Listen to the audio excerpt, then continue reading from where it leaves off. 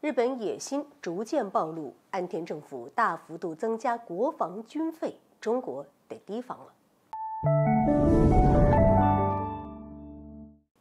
各位好，欢迎来到新乐锐评。开门见山，据日媒报道，日本国会在3月28号通过2023年国家财政预算，当中的国防预算甚至达到了惊人的3150亿美元，比去年同比暴涨了26%。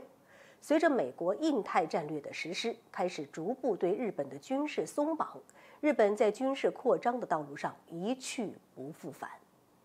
尽管日本政府一直说部分增加费用将被用于应对各类突发状态，不过明眼人都能看得出来，只不过是掩盖增加军备的烟雾弹。从日本政府近期所出台的国家安全保障法案中可以看出，大部分的国防军费用于从美国购置武器以及自卫队的建造等活动。同时，相关法案中还提及，在2027年前，日本将国防军费提升至国家总 GDP 的2%以上，一跃成为世界上第3大军费开支大国。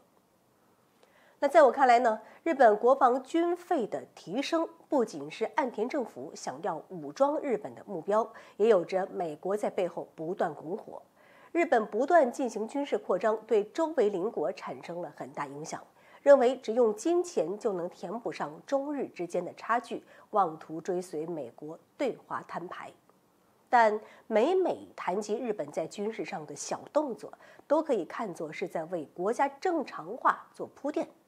近年来，从争取自卫队入宪开始，日本就已经在做准备了。同时，日本不停地在周边渲染所谓的中国威胁论，不仅会让日本民众担心国家安危，从而换取更多选票支持提升国防预算，还能换取美国进一步对日本的军事松绑。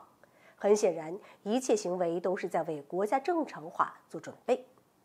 对于日本的动作，我们不得不提防。从中国角度来看，日本军事力量加强了美国在亚太地区的影响力，为印太战略的推行提供了便捷。亚太地区的和平稳定受到影响，加剧地区紧张局势。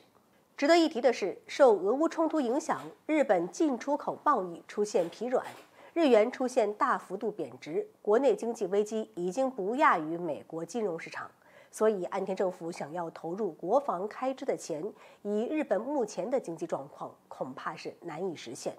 为此，岸田政府尝试各种途径扩充军备，从试图发行国债到尝试推行防卫增税政策，从企业和民众身上剥削资产。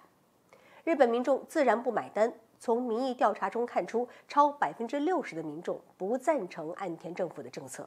为此，岸田文雄的支持率也是持续走低。从日媒报道中称，岸田首相的地位已经是风雨飘摇。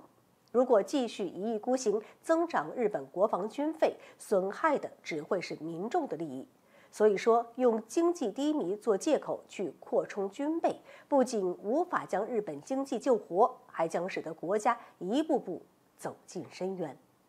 好了，本期节目就到这里，欢迎各位点赞转发，留下您的精彩评论。